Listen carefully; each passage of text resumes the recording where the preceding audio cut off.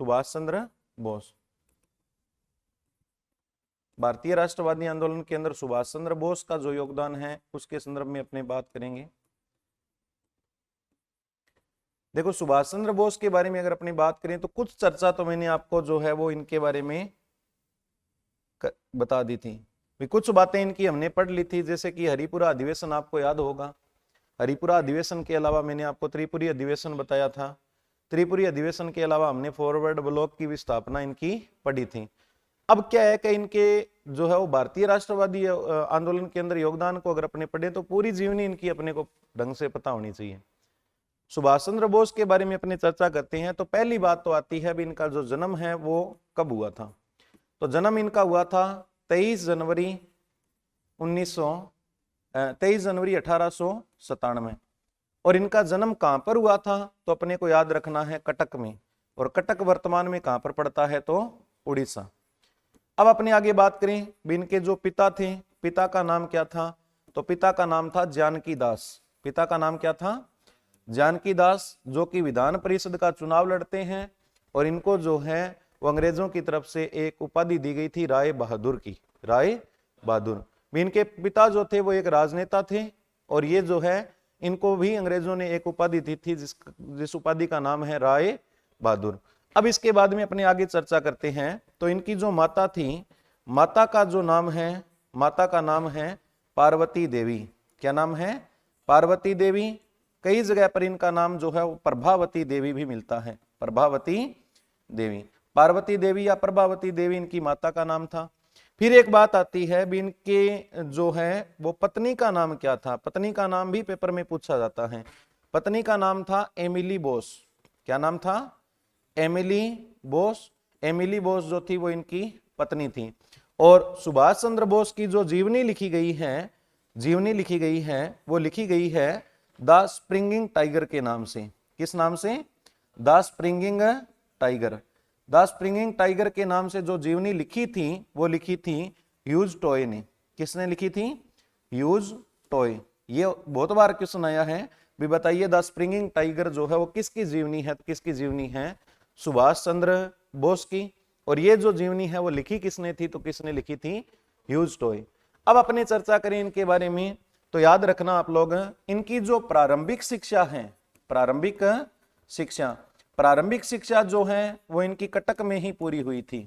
प्रारंभिक शिक्षा कहां पर पूरी हुई थी, कटक। और उच्च शिक्षा के लिए जो है वो इनको भेजा गया था कलकत्ता, कलकत्ता लॉ कॉलेज में, कलकत्ता लॉ कॉलेज, या जो है वो कलकत्ता विधि कॉलेज के अंदर जो है वो इनको भेजा गया था।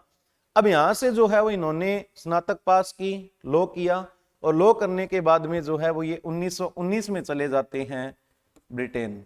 1919 में कहां पर चले गए, ब्रिटेन। ब्रिटेन में जाने के बाद में इन्होंने जो है यहाँ पर लंदन के अंदर एक परीक्षा आयोजित होती थी भारतीयों के लिए, या जो है वो भारत में प्रशासनिक सेवा के लिए, जिसका नाम है आईसीएस परीक्षा। इसके ऊपर हमने पहले भी चर्चा की थी भी आईसीएस परीक्षा पास करने वाले पहले भारतीय थे दादा भाई नौरोजी। और आईसीएस परीक्षा को भारत में आयोजित करवाने की मांग की गई थी 1893 के लाहौर अधिवेशन में। पहले चर्चा करके गए थे जब अपने भारतीय राष्ट्रवाद का उदय पड़ा था। अब क्या है कि आईसीएस परीक्षा में ये भाग लेते हैं, और इन्होंने जो है वो आईसीएस परीक्षा 1920 के अंदर जो है वो क्या कर ली, पास। और आईसीएस परीक्षा के अंदर इनकी जो थी वो पूरे जो है वो यानी कि आईसीएस परीक्षा के अंदर चौथी रैंक से इन्होंने पास की। और आईसीएस परीक्षा आयोजित होती थी प्रशासनिक अधिकारी बनने के लिए। अब क्या है कि प्रशासनिक अधिकारी का पद इनको मिलना तय था, उच्च पद पर जाने तय थे प्रशासन के अंदर। लेकिन इन्होंने क्या किया कि 1920 के अंदर जो है वो आईसीएस परीक्षा को ज्वाइन नहीं किया।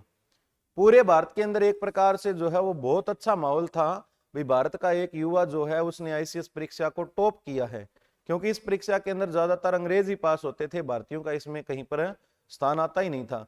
अब क्या है कि आईसीएस परीक्षा को टॉप किया तो पूरे भारत के अंदर सुभाष चंद्र बोस के नाम की जो है वो चर्चा हुई, और सुभाष चंद्र बोस को भारत का बच्चा बच्चा जो है वो जानने लग गया, आदर्श बन गए थे सुभाष चंद्र बोस। अब क्या है कि इन्होंने आईसीएस परीक्षा को ज्वाइन नहीं किया, और इन्होंने जो है वो आईसीएस परीक्षा को त्याग करके 1921 के अंदर जो है वो भारत को अपना केंद्र बनाया। भी भारत में पुनः वापस कब आ गए, तो कब आ गए 1921। और 1921 में जो है सुभाष चंद्र बोस से मुलाकात करने के लिए आते हैं दो बड़े नेता CR दास और महात्मा गांधी। क्योंकि अगर अपने बात करें सुभाष चंद्र बोस की, तो ये एक बहुत बड़ा व्यक्तित्व बन चुके थे, तो खुद जो है वो महात्मा गांधी और CR दास इनसे मुलाकात करने के लिए आए। भी इनको पता लगा भी जब ये युवा जो है वो आईसीएस परीक्षा त्याग के आया है, और त्यागने का कारण था भी भारत को जो है वो आजाद करवाना, भारतीय स्वतंत्रता की लड़ाई लड़ने के लिए इन्होंने जो है आईसीएस परीक्षा को त्यागा था। तो खुद गांधी और CR दास ने जो है इनसे चला करके मुलाकात की। अब मुलाकात के बाद में उल्लेख मिलता है भी इन्होंने जो है इसी समय 1922 के अंदर भारत के अंदर शुरू हो चुका था असहयोग, 1920 में शुरू हो चुका था असहयोग आंदोलन। असहयोग आंदोलन जब शुरू हुआ था तो इस असहयोग आंदोलन के अंदर जो है सुभाष चंद्र बोस ने सक्रिय भूमिका निभाई थी, और सक्रिय भूमिका निभाने के कारण जो है अंग्रेज भी इनकी फिराक में थे। भी ये युवा जो है जैसे ही क्रांतिकारी गतिविधियों में भाग लेगा हम इससे गिरफ्तार करेंगे, और सुभाष चंद्र बोस को जो है वो यहाँ पर पहली बार भारत में गिरफ्तार कर लिया जाता है। पहली बार भारत में आने के बाद में इनकी गिरफ्तारी हुई थी अक्टूबर 1921 में। कब हुई थी? अक्टूबर 1921। भी अंग्रेजों ने जो है वो असहयोग आंदोलन के अंदर भाग लेने के कारण इनको गिरफ्तार कर लिया। अब क्या है कि इसके बाद में इनको जेल से रिहा कर दिया गया, और जेल से रिहा होने के बाद में इन्होंने जो है वो 1923 के अंदर गठित स्वराज्य पार्टी, कौन सी पार्टी? स्वराज्य पार्टी हमने पढ़ी थी 1923 के अंदर, जो है इसका गठन हुआ था मार्च 1923 के अंदर। और इसका गठन किसने किया था? CR दास और मोतीलाल नेहरू, CR दास और मोतीलाल नेहरू। अब क्या है कि 1923 के अंदर जो है वो एक नई पार्टी बनी भारत के अंदर, स्वराज्य पार्टी। अब इन्होंने क्या है कि स्वराज्य पार्टी को ज्वाइन किया, और CR दास जो हैं वो सुभाष चंद्र बोस के राजनीतिक गुरु माने जाते हैं। CR दास क्या माने जाते हैं? राजनीतिक गुरु। और इनकी पार्टी का ये प्रचार प्रसार करने के लिए लग गए। ठीक है।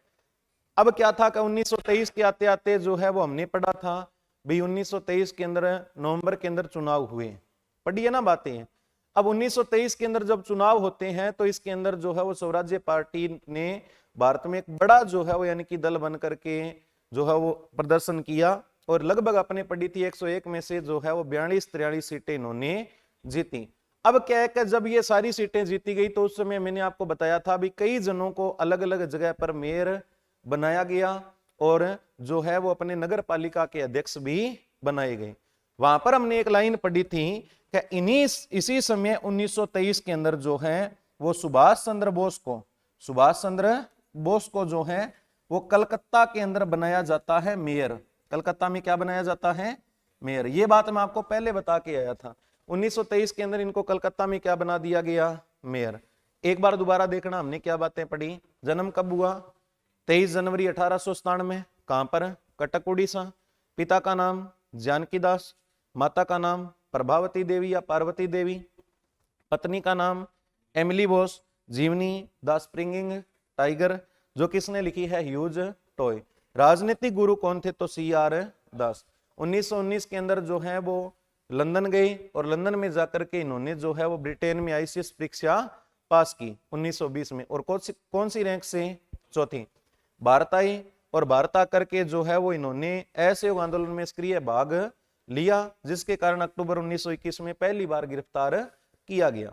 फिर 1923 के अंदर स्वराज्य पार्टी का प्रचार प्रसार करने लग गए, और 1923 के अंदर ही इनको जो है वो कलकत्ता के अंदर मेयर बना दिया गया।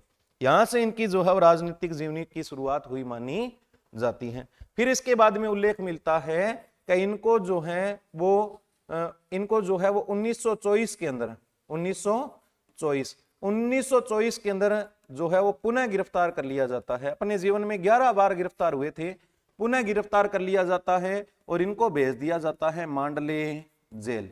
मांडले जेल हमने कहां पर पढ़ी है? म्यांमार। और ये जेल हमने पहले पढ़ी थी जब बाल गंगाधर तिलक को भी इसके अंदर जो है वो 1908 के अंदर 6 वर्ष का कारावास सुना करके मांडले जेल में डाला गया।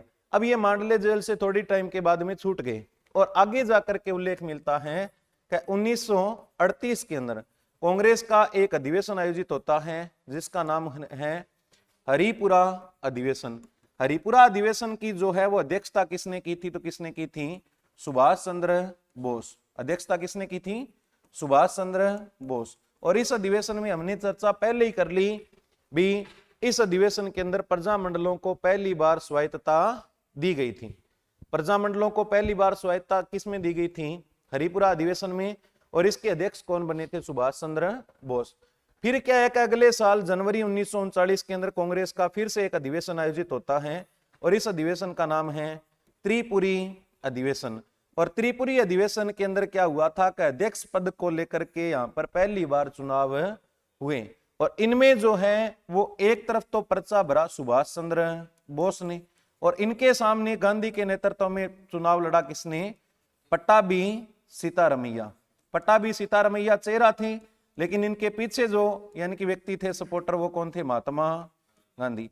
अब क्या है कि हमने यहां पर चर्चा की थी कि जो चुनाव हुए इनमें जो है वो 1400 वोट मिले सुभाष चंद्र बोस को और लगभग 1351 वोट जो है वो मिले किसको? पट्टाभी सीतारमैया।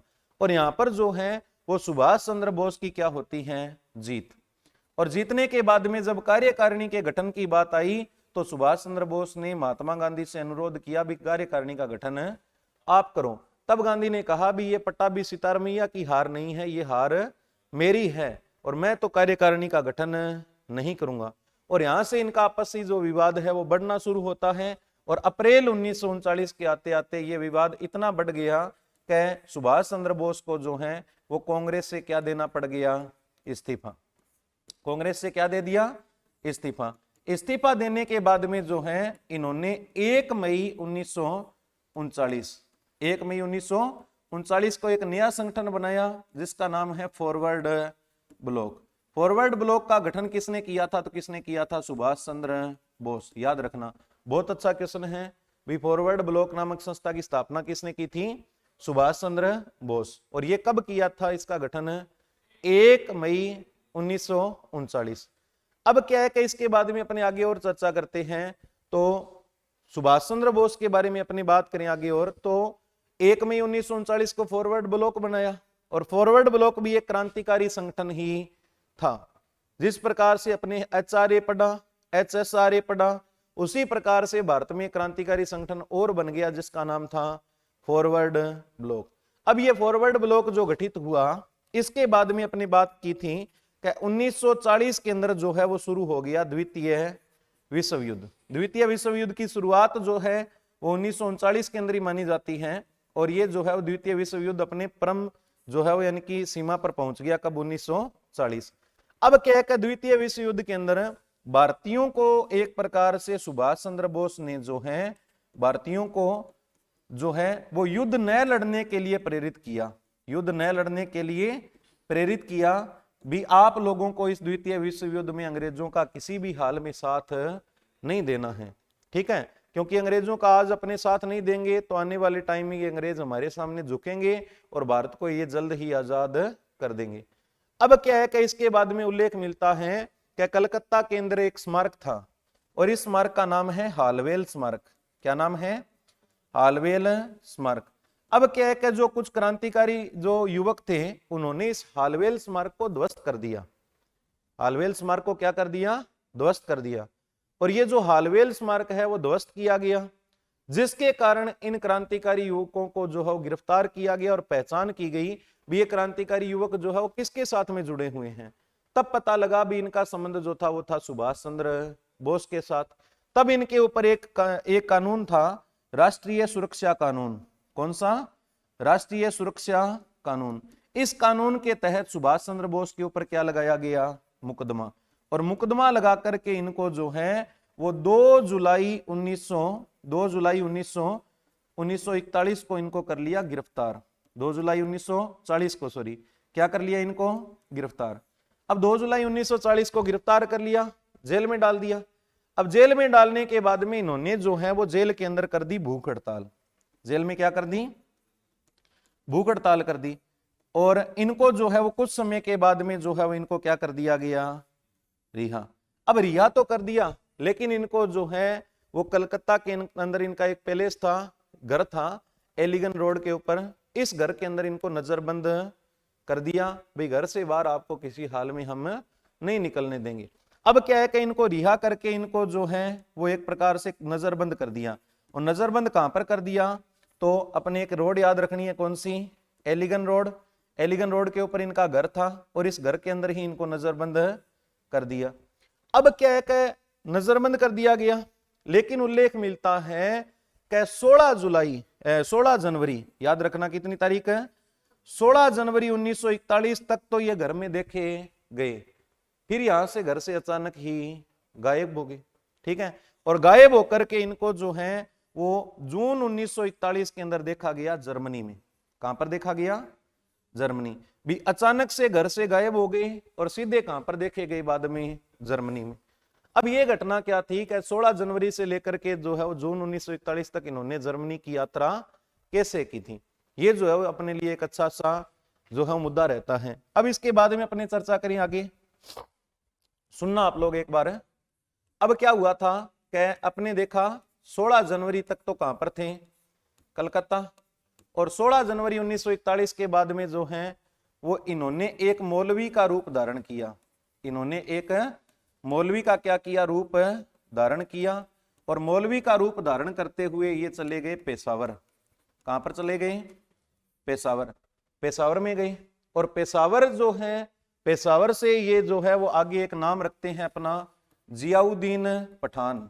जियाउद्दीन पठान, जियाउद्दीन पठान के रूप में इन्होंने अपना नाम परिवर्तित किया और ये यहां से चले गए काबुल। कहां पर चले गए, काबुल।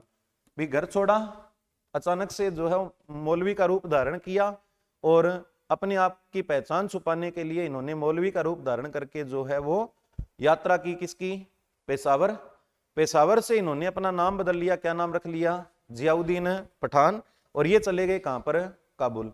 काबुल में जाकर के इन्होंने जो है वो एक इटालियन व्यक्ति का नाम लिया, इटालियन व्यक्ति का पासपोर्ट लिया, जिसका नाम है ओरलैंड मेसोटा। ओरलैंड मेसोटा, ओरलैंड मेसोटा का पासपोर्ट लिया, इसकी पहचान ली और ये एक इटालियन नागरिक के रूप में जो है वो यहां से पहुंच जाते हैं मास्को। कहां पर है, मास्को। मास्को पहुंचते हैं मार्च 1921 में, मार्च 1941, सॉरी, मार्च 1941। कहां पर पहुंच गए, मास्को। मास्को में पहुंचे किस नाम से, इटालियन नागरिक ओरलैंड मेसोटा। अब क्या था कि मास्को कहां पर है, रूस। अब इसी समय क्या हुआ कि द्वितीय विश्व युद्ध चल रहा है और द्वितीय विश्व युद्ध के अंदर अपने पड़ा कितने पक्ष हैं, दो। एक तरफ तो मित्र राष्ट्र और एक तरफ दूरी राष्ट्र। वही है मित्र राष्ट्र कौन कौन से, अमेरिका है, अमेरिका के अलावा ब्रिटेन है, ब्रिटेन के अलावा रूस है और रूस के अलावा ऑस्ट्रेलिया। अब क्या है कि मार्च 1941 तक रूस जो था ये युद्ध में भाग नहीं ले रहा था। और दूसरी तरफ ध्रुवी राष्ट्रों में कौन कौन से देश हैं, जापान है, जापान के अलावा इटली है, जापान के अलावा इटली है, और एक देश अपने और कहेंगे कौन सा, जर्मनी। अब क्या था कि जर्मनी में इस समय द्वितीय विश्व युद्ध का नेतृत्व कर रहा था कौन, हिटलर। कौन कर रहा था, हिटलर। इसी समय उल्लेख मिलता है भी जो जर्मनी है, इस जर्मनी ने रूस पर आक्रमण कर दिया। ठीक है, रूस पर आक्रमण कर दिया तो जो है वो मौका पाकर के सुभाष चंद्र बोस यहां से जो है वो फरार होते हैं और निकल जाते हैं किसके लिए, जर्मनी। जर्मनी में जाकर के इन्होंने जो है वो हिटलर से क्या की है, यहां पर मुलाकात की है। और हिटलर से मुलाकात करके इन्होंने जो है वो निर्णय लिया भी जब तक द्वितीय विश्व युद्ध समाप्त नहीं हो जाता तब तक मैं जर्मनी का साथ दूंगा। और जैसे ही द्वितीय विश्व युद्ध के अंदर जो है वो परिणाम आएंगे तो इसके बाद में जर्मनी जो है वो भारत की स्वतंत्रता के अंदर अपना योगदान देगा। और इन्होंने हिटलर के साथ में जो है वो काफी समय व्यतीत किया। इतिहासकार लिखते हैं भी लगभग 2 साल तक इन्होंने द्वितीय विश्व युद्ध के अंदर जर्मनी में रह करके हिटलर के साथ में सक्रिय योगदान दिया। अब क्या है कि हिटलर ने इनसे इतना ज्यादा, ये देखो कितनी बड़ी इनकी वैश्विक पहचान मान सकते हैं अपनी। हिटलर जैसा व्यक्ति जो है उसने अपने सहायक के रूप में इनको साथ में लिया था, किसको, सुभाष चंद्र बोस। तो अपने आप में बहुत बड़ा व्यक्तित्व थे ये। अब क्या है कि जर्मनी के अंदर हिटलर ने जो है वो इनको एक उपाधि दी थी नेताजी की। कौन सी? नेताजी। नेताजी की जो उपाधि है वो हिटलर में जर्मनी के लोगों के द्वारा जो है, लोगों की ओर से जो है वो प्रदान की थी। ये उपाधि कई बार पूछी गई है। भी बताइए, सुभाष चंद्र बोस को नेताजी की उपाधि किसने दी थी? तो किसने दी थी? हिटलर ने। अब क्या हुआ कि हिटलर के पास में रहे और मार्च 1943 तक, मार्च 1943 को इनके पास में जो है वो एक संदेश आता है, और ये संदेश आता है किसका? रास बिहारी बोस का। रास बिहारी बोस। एक नाम हमने पढ़ा था रास बिहारी घोष, वो तो क्या था? सूरत अधिवेशन का अध्यक्ष बना था रास बिहारी घोष, और ये व्यक्ति है रास बिहारी बोस। अब क्या है कि रास बिहारी बोस का एक प्रकार से इनके पास में संदेश आया, और इस संदेश के अंदर रास बिहारी बोस ने इनको जो है जापान में आने के लिए आमंत्रित किया। अब ये रास बिहारी बोस कौन थे? तो याद रखना, रास बिहारी बोस ने जो है मार्च 1942 के अंदर, मार्च 1942 के अंदर जो है जापान के अंदर इसने एक संस्था बना रखी थी जिसका नाम है Indian independence league. Indian independence league. अब ये जो इंडियन इंडिपेंडेंस लीग जो है ये गठित किसने की थी? तो किसने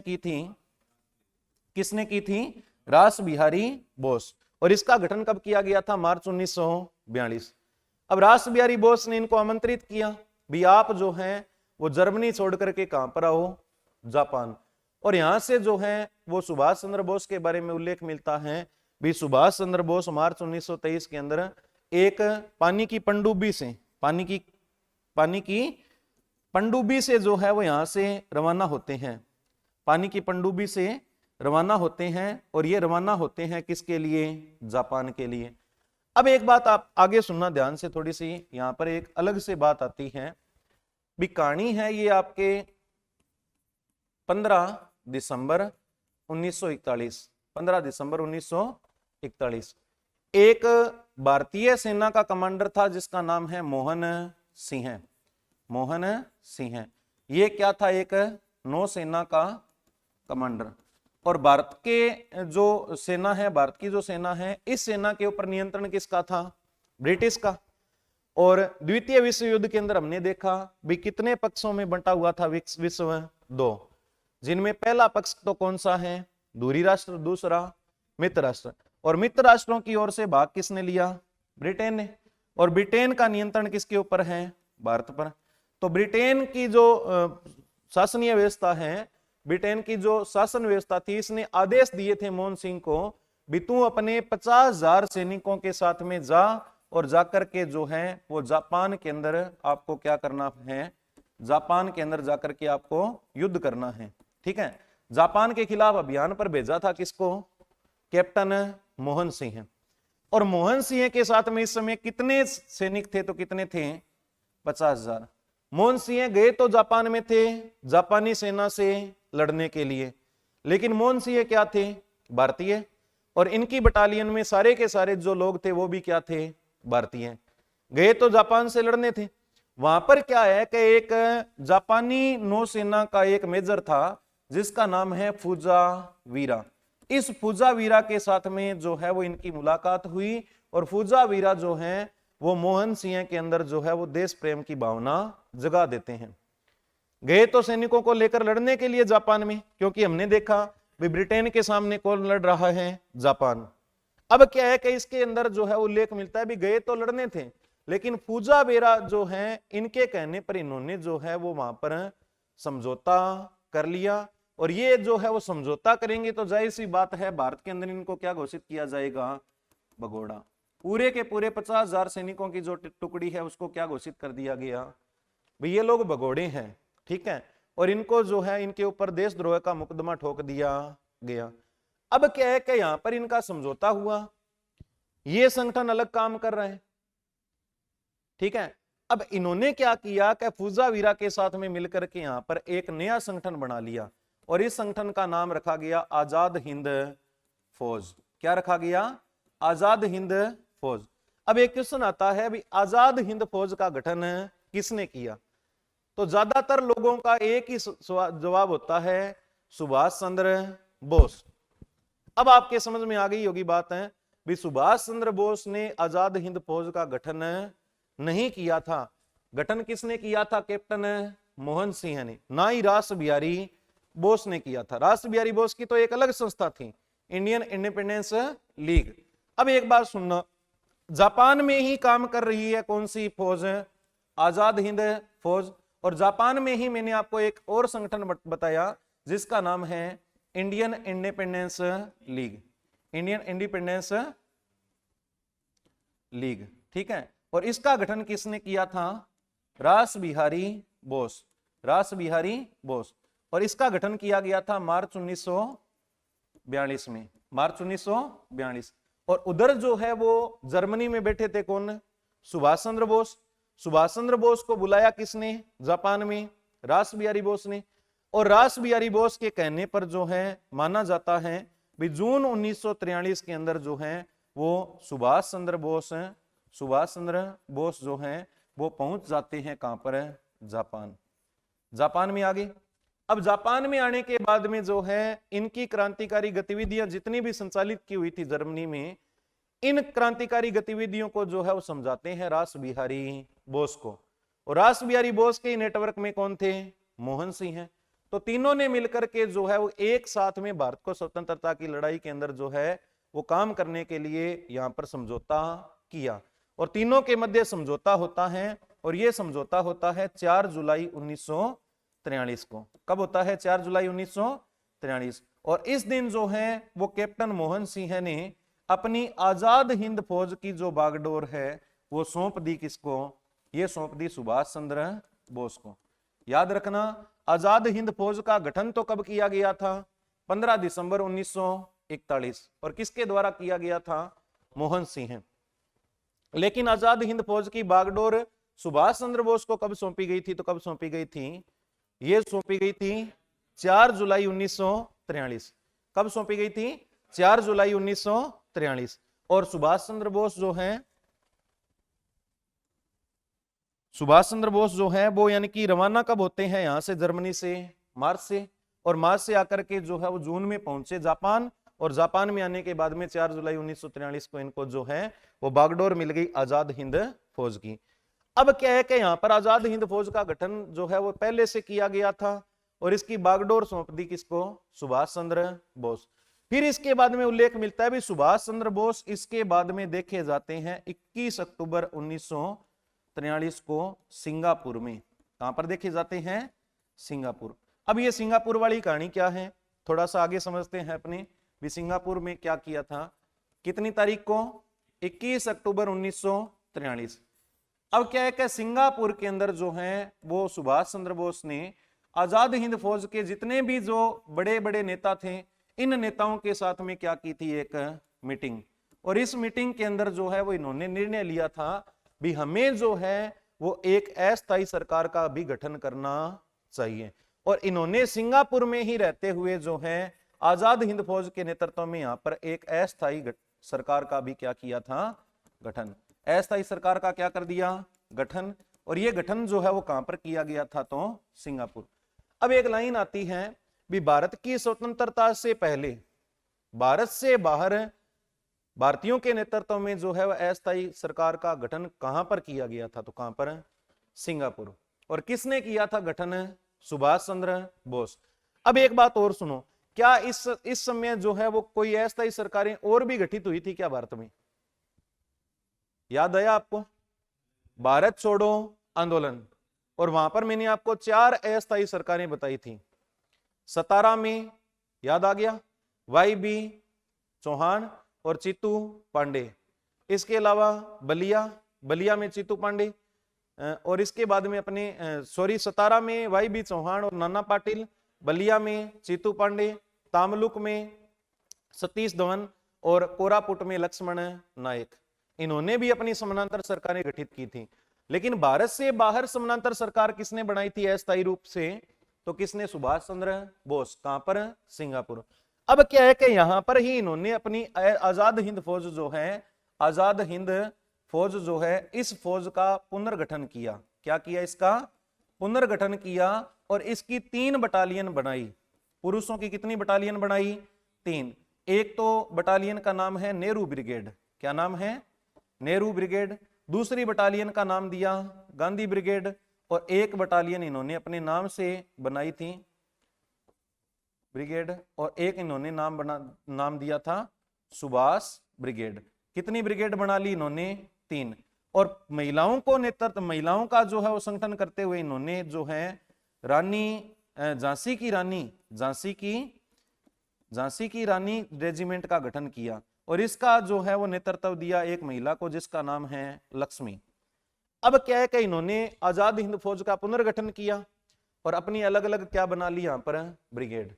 और इसी समय इसी सम्मेलन के अंदर इन्होंने जो है वो यहाँ पर जो आजाद हिंद फौज के जो नेतृत्व के में जो कार्यकर्ता थे, इन कार्यकर्ताओं को मोटिवेशन देते हुए इन्होंने कहा भी हमने जो है वो पता नहीं कितने सालों से जो है, कितने दशकों से जो है वो भारत की स्वतंत्रता के लिए प्रयास किए हैं, लेकिन जो है ये स्वतंत्रता की देवी जो है वो ऐसे पुजारियों की मांग करती है भी जो अपना सिर भी काट करके जो है इस देवी को समर्पित कर दे। मुझे ऐसे पागल पुजारियों की आवश्यकता है भी जो सिर काट करके इस देवी को समर्पित करे। तुम मुझे खून दो, मैं तुम्हें आजादी दूंगा। नारा कौन सा दिया? तुम मुझे खून दो, मैं तुम्हें आजादी दूंगा। ये नारा भी कब दिया गया था? तो 21 अक्टूबर 1943। अब क्या है कि यहां पर सभी ने जवाब दिया भी हम तुम्हें खून देंगे, और इसके बाद में जो है वो ये यहां से जो है वो इस मीटिंग को लेकर के यहां से जो है वापस आते हैं कहां पर? जापान। अब क्या है कि जब जापान पहुंचते हैं तो यहां पर एक घटना और घटी थी। घटना क्या घटी थी कि जो जापानी सेना है वो दूरी राष्ट्रों की ओर से लड़ रही थी, और जापानी सेना ने भारत के 2 जो द्वीप हैं उन पर अधिकार कर लिया। एक तो द्वीप अंडमान और एक निकोबार। इनको जो है वो जापानी सेना ने द्वितीय विश्व युद्ध में जीत लिया था। और अंडमान और निकोबार को जब जीत लिया और ये दोबारा से जब जापान में आते हैं तो वहां पर उल्लेख मिलता है भी जापानी सेना ने जो है वो इनको अंडमान और निकोबार द्वीप पर ला करके खड़ा कर दिया। जापान पहुंचे, और जापान में पहुंचते ही जैसे कि जापानी सेना ने वादा किया था भी कभी हम भी आपका सहयोग करेंगे, और सहयोग करते हुए इन्होंने जो है वो यानी कि अंडमान और निकोबार द्वीप जो है वो आजाद हिंद फौज को समर्पित कर दिए। उम्मीद करता हूं समझ आ गई कहानी। और ये जो घटना है वो है 6 नवंबर 1943। 6 नवंबर 1943 को जापानी सेना ने अंडमान और निकोबार द्वीप जो जीते थे वो आजाद हिंद फौज को हैंडओवर कर दिए। अब यहां पर आजाद हिंद फौज ने जो है वो इन दोनों के नाम बदल दिए। अंडमान का नाम तो रख दिया गया शहीद द्वीप, सुभाष चंद्र बोस ने इसका नाम क्या रखा? शहीद द्वीप। और निकोबार का नाम रख दिया स्वराज द्वीप। स्वराज द्वीप दोनों के नाम बदल करके इन्होंने क्या कर दिए? अंडमान का नाम कर दिया शहीद द्वीप और निकोबार का नाम कर दिया स्वराज द्वीप। अब क्या है कि इन्होंने अंडमान और निकोबार पर अधिकार कर लिया, और इन्होंने जो सिंगापुर में अपनी अस्थायी सरकार का गठन किया था, इस सरकार का जो है वो मुख्यालय बना दिया बर्मा में। मुख्यालय कहां पर बना दिया इन्होंने? बर्मा में। ठीक है, बर्मा के अंदर, म्यांमार के अंदर इन्होंने मुख्यालय बना लिया। अब क्या है कि कहानी क्या थी कि जो आजाद हिंद फौज है इसने 6 जुलाई 1944 को सुभाष चंद्र बोस ने आकाशवाणी रेडियो स्टेशन से जो है वो प्रसारण किया था। आकाशवाणी रेडियो स्टेशन से प्रसारण क्या किया था कि इस दिन इन्होंने निर्णय लिया था कि हम लोग जो है वो भारत को आजाद करवाने के लिए भारत की पूर्वी सीमा से भारत में प्रवेश करेंगे और युद्ध करते हुए अंग्रेजों को मारते मारते जो है भारत को आजाद करवाएंगे। भी आजाद हिंद फौज के पास में सैनिक भी पर्याप्त मात्रा में थे। हमने देखा भी 50,000 सैनिक तो मोहन सिंह के नेतृत्व में पहले से थे। बाद में इन्होंने कुछ सैनिक अपने और भी जोड़े और इन क्षेत्रों पर अधिकार करके इन्होंने निर्णय लिया भी द्वितीय विश्व युद्ध के अंदर अंग्रेज जो है वो अपने युद्ध में बिजी है और हम लोग जो है वो युद्ध करते करते भारत को आजाद करवा लेंगे। लेकिन क्या है कि 6 जुलाई 1944 को इन्होंने आकाशवाणी रेडियो स्टेशन से जो है वो भारत में अपना जो है वो भाषण दिया था। भाषण क्यों दिया था? क्योंकि इनको डर था। डर किस बात का? सुभाष चंद्र बोस भारत से निकले हुए इनको 4 साल हो गए, ठीक है, और 4 साल के अंदर भारत की राजनीति के ऊपर महत्वपूर्ण रूप से पकड़ बना चुके थे महात्मा गांधी। अब इनको डर था कि मेरा जो है वो पीछे गांधी से विवाद हुआ था, हमने पढ़ी है बात भी, फॉरवर्ड ब्लॉक जो है वो गांधी से विवाद के कारण बनाई थी और गांधी जो है वो अगर मेरे खिलाफ खड़ा हो गया तो मुझे जो है वो मैं जनता को कंट्रोल करूंगा या मैं महात्मा गांधी को कंट्रोल करूंगा। तब क्या है कि यहाँ पर इन्होंने जो है वो महात्मा गांधी से इस युद्ध के अंदर समर्थन मांगने के लिए इन्होंने यहाँ से भाषण दिया और इन्होंने कहा था कि आज हम लोग जो हैं वो भारत की स्वतंत्रता के लिए अंतिम सफल प्रयास करने जा रहे हैं और इस प्रयास के अंदर मैं जो है वो राष्ट्रपिता से जो है वो आशीर्वाद और शुभकामनाएं चाहता हूं। यहां पर एक शब्द क्या लिया महात्मा गांधी के लिए, राष्ट्रपिता। भी राष्ट्रपिता से आज मैं जो है वो यानी कि आशीर्वाद और शुभकामनाएं चाहता हूं। और ये जो भाषण है वो दिया गया कितनी तारीख को, 6 जुलाई 1944। अब क्या है कि 6 जुलाई 1944 को इन्होंने युद्ध प्रारंभ कर दिया, लेकिन इसके बाद में इनके बारे में कोई उल्लेख नहीं मिलता भी इनका क्या हुआ, कहां गए कहां नहीं गए। लास्ट में एक बात आती है भी कई इतिहासकार लिखते हैं भी 18 अगस्त 1945 अंतिम बार देखे गए थे। ताइवान के अंदर एक हवाई अड्डा है, जिसका नाम है ताइकू एयरपोर्ट। क्या नाम है, ताइकू एयरपोर्ट। यहां पर जो है वो इनको अंतिम बार देखा गया था। इसके बाद में जो है इनके बारे में कोई उल्लेख नहीं मिलता भी ये कहां पर गए।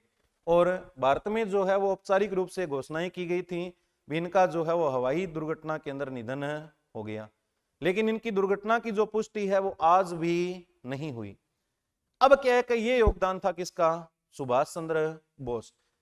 अब इस चीज को देखते हुए भारत आजाद हुआ। आजाद होने के बाद में भारत के अंदर जो है 1991 के अंदर पीवी नरसिम्हा राव की सरकार बनी।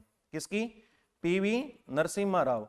अब क्या है, नरसिम्हा राव ने जो है वो सुभाष चंद्र बोस के अभूतपूर्व योगदान को देखते हुए इनको जो है भारत में सदियों सदियों तक याद रखा जाए, इस उद्देश्य से इनको जो है वो भारत रत्न देने की जो है वो घोषणा की। क्या दिया जाएगा इनको, भारत रत्न। अब क्या है कि जब भारत रत्न देने की घोषणा की तो सुभाष चंद्र बोस के जो परिवार वाले हैं उन्होंने सवाल जो है वो खड़े कर दिए। भैया आप पहले ये बताओ भी भारत रत्न जो दिया जा रहा है वो मरणोपरांत दिया जा रहा है या जीवित को दिया जा रहा है। तब सरकार का जवाब आया भी भारत रत्न मरणोपरांत दे रहे हैं। तो मरणोपरांत अगर आप भारत रत्न दे रहे हो तो पहले जो है वो इनके मरने की जो है वो आप पुष्टि करो भी ये मरे कैसे थे। और इस भारत रत्न को परिवार वालों ने लौटा दिया, लिया ही नहीं। ये था व्यक्तित्व किसका, सुभाष चंद्र बोस का। उम्मीद करता हूं समझ आ गई होगी सारी बातें। दोबारा से एक बार और बता देता हूं मैं, बहुत अच्छा व्यक्तित्व है इनका। अपने चर्चा क्या की, जन्म कब हुआ, 23 जनवरी 1897, कटक उड़ीसा, चावल अनुसंधान केंद्र भी है यहाँ पर। पिता का नाम जानकी दास, माता का नाम प्रभावती देवी, पत्नी का नाम एमिली बोस, जीवनी किस नाम से, द स्प्रिंगिंग टाइगर किसने लिखी, ह्यूज टॉय ने। फिर इसके बाद में अपने पढ़ा 1919 में ब्रिटेन गए और लंदन में जाकर के आईसीएस परीक्षा में चौथी रैंक प्राप्त की। भारत आए 1921, गांधी और सीआर दास से मुलाकात हुई। 1920 के असहयोग आंदोलन में सक्रिय योगदान के कारण पहली बार अक्टूबर 1921 में गिरफ्तार किया गया। फिर 1923 में स्वराज्य पार्टी गठित हुई और इनको जो है वो कलकत्ता का मेयर बना दिया गया। फिर इसके बाद में अपने चर्चा की 1924 में पुनः गिरफ्तार करके मांडले जेल में डाला गया। 1938 में हरिपुरा अधिवेशन के अंदर क्या की थी इन्होंने, अध्यक्षता। और लेबर यूथ यूनियन का भी इनको एक बार के लिए अध्यक्ष बनाया गया था। ठीक है। जनवरी 1939 में त्रिपुरी अधिवेशन हुआ जिसमें जीत किसकी हुई, सुभाष चंद्र बोस की। और बाद में इन्होंने जो है वो इस्तीफा देकर के एक नया संगठन बनाया, फॉरवर्ड ब्लॉक। फिर द्वितीय विश्व युद्ध में भारतीयों को जो है वो अंग्रेजों का सहयोग न करने के लिए प्रेरित किया। आगे हमने चर्चा की भी इनके ऊपर हालवेल स्मारक तोड़ने और भारतीय सुरक्षा कानून तोड़ने के आरोप में गिरफ्तार कर लिया और जेल में डाल करके मुकदमा चलाया। तो वहां पर इन्होंने जो है वो भूख हड़ताल की। फिर इनको दोबारा से रिहा कर दिया गया, नजरबंद कर लिया गया एलिगन रोड के ऊपर घर में। लेकिन यहां से ये 16 जनवरी 1941 को चल पड़े और मुझसे कहां पर, जर्मनी। यात्रा कैसे रही थी वो अपने चर्चा की। 16 जनवरी 1941 को मौलवी का रूप धारण करके पेशावर, पहले गोमेह से निकले पेशावर और पेशावर में से जाकर के नाम बदला जियाउद्दीन पठान और पहुंच गए कहां पर, काबुल। काबुल में जाकर के इन्होंने इटालियन व्यक्ति ओरलैंड मेसोटा का पासपोर्ट लिया और वहां से निकल गए कहां पर, मास्को रूस। मार्च 41 के अंदर मॉस्को से ये रवाना होते हैं, कहां पर, जर्मनी। वहां पर जाकर के हिटलर के साथ में मुलाकात की, हिटलर का सहयोग किया और हिटलर ने इनको उपाधि कौन सी दी थी, नेताजी। फिर इसके बाद में जो है वो रास बिहारी बोस के कहने पर ये पहुंचे कहां पर, जापान, और ये यहां से रवाना होते हैं मार्च 1943, पनडुब्बी से पहुंचे। यहां पर रास बिहारी बोस कौन है, तो इसके बारे में हमने पढ़ा भी, मार्च 1942 में इन्होंने जापान में इंडियन इंडिपेंडेंस लीग का गठन किया और आगे जाकर के इन्होंने आजाद हिंद फौज का नेतृत्व संभाला। तो आजाद हिंद फौज क्या थी, इसके बारे में हमने पढ़ा। गठन कब किया गया, 15 दिसंबर 1941। किसके नेतृत्व में, मोहन सिंह हैं, जो जापान में युद्ध लड़ने गए थे, परंतु वहां पर फुजावेरा के साथ मिले और इन्होंने जो है वो जापानी सेना को सहयोग देना प्रारंभ कर दिया। फिर अपने बात की भी, जून 1943 के अंदर सुभाष चंद्र बोस, रास बिहारी बोस और एक नाम है मोहन सिंह है, मुलाकात होती है 4 जुलाई 1943 को और इस आजाद हिंद फौज का नेतृत्व दे दिया सुभाष चंद्र बोस। फिर अपने चर्चा की, ये यहां से रवाना होते हैं और पहुंच जाते हैं कहां पर, सिंगापुर। सिंगापुर में जाकर के इन्होंने आजाद हिंद फौज के लोगों के साथ में मीटिंग की और मीटिंग के अंदर अस्थायी सरकार का गठन किया और इसी समय इन्होंने जो है वो आजाद हिंद फौज का पुनर्गठन करते हुए नेहरू ब्रिगेड, सुभाष ब्रिगेड और गांधी ब्रिगेड का गठन किया। महिलाओं के नेतृत्व में रानी लक्ष्मीबाई रेजिमेंट का गठन किया या झांसी की रानी रेजिमेंट का गठन किया, जिसके अंदर महिला कौन थी, तो लक्ष्मी। फिर इसके बाद में तुम मुझे खून दो मैं तुम्हें आजादी दूंगा। और जापान में जाकर के फिर अपने देखा भी, इधर जापानी सेना ने अंडमान निकोबार पर अधिकार कर लिया। ये यहां से सिंगापुर से जापान में आए तो जापानी सेना ने 6 नवंबर 1943 को अंडमान और निकोबार द्वीप इनको समर्पित कर दिए। अंडमान का नाम बदल करके सुभाष चंद्र बोस ने कर दिया शहीद द्वीप, निकोबार का नाम बदल कर दिया स्वराज द्वीप। और यहां से नारा दिया था कि दिल्ली चलो, नारा कौन सा दिया, दिल्ली चलो का नारा दिया। और इन्होंने जो है वो दिल्ली की ओर प्रस्थान करने से पहले आकाशवाणी से भाषण दिया और राष्ट्रपिता की उपाधि किसको दे दी, महात्मा गांधी। और आजाद हिंद फौज का मुख्यालय किसमें बना दिया, बर्मा। फिर अपने चर्चा की, लास्ट में कहां पर देखे गए थे, ताइवान के ताइको एयरपोर्ट के ऊपर। और 1991 में इनको जब भारत रत्न दिया जा रहा था तो इनके परिवार ने लौटा दिया। उम्मीद करता हूं समझ आ गई सारी बातें, ठीक है जी।